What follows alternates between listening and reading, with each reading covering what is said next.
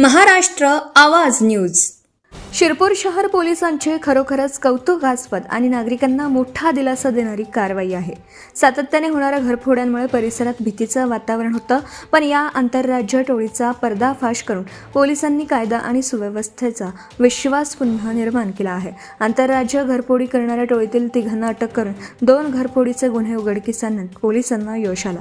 आरोपींनी चोरी केलेल्या सोने चांदीचे दागिने मध्य प्रदेशातील सेंधवा येथील सराफा व्यावसायिकांना विकल्याचा तपासात समोर आला असून त्यातील मुद्देमालही जप्त करण्यात आला. यापूर्वी नंदुरबार जिल्ह्यातील सारंगखेडा पोलीस ठाण्याच्या गुन्ह्यात अटक करण्यात आलेल्या आरोपींकडून झालेल्या चौकशीत शिरपूर तालुक्यातील घरफोड्यांचाही उलगडा झाला.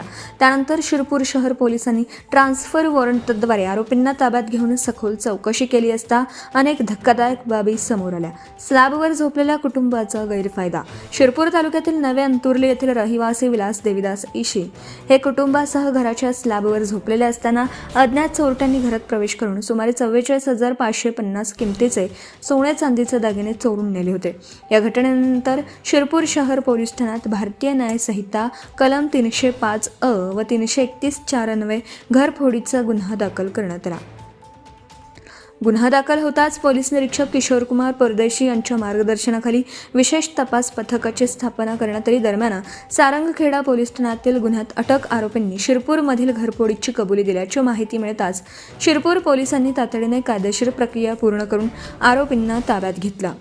चोरीचा माल सेंधव्यात विकल्याचं उघड. चौकशीत मिठाराम भावसिंग तडवी राहणार अंबासुका तालुका सेंधवा, रतला मालसिंग मेहडे आणि जगदीश प्रताप किराळे यांनी नवे अंतुर्ले येथील घरफोडीची कबुली दिली. तसेच चोरीतील सोने चांदीचे दागिने सेंधवा येथील एका सराफा व्यावसायिकाला विकल्याची माहिती दिली. पोलिसांनी संबंधित सराफा व्यावसायिकाकडे तपास करून पिवळ्या धातूची लगड आणि चांदीची लगड जप्त केली. बोरगावातील दुसऱ्या घरफोडीचाही उलगडा. तपासादरम्यान आरोपींनी शिरपूर तालुक्यातील बोरगाव येथेही घरफोडी केल्याची कबुली दिली. या चोरीतील दागिनेही सेंधवा येथील दुसऱ्या सराफा व्यावसायिकाला विकल्याचं समोर आलं. त्यानुसार पोलिसांनी पिवळ्या धातूची लगड, चांदीची 2 बिस्किटं आणि 1 चांदीची लगड जप्त केली. तपास सुरूच. या कारवाईमुळे शिरपूर तालुक्यातील 2 घरफोडीच्या गुन्ह्यांची उकल करण्यात शिरपूर शहर पोलिसांना यश आलं असून या टोळीने इतर भागातही अशाच प्रकारचे गुन्हे केले आहेत का याचा तपास सुरू आहे. तसेच जप्त मुद्देमालाचं मूल्यांकन आणि पुढील कायदेशीर प्रक्रिया सुरू असल्याची माहिती पोलिसांनी दिली.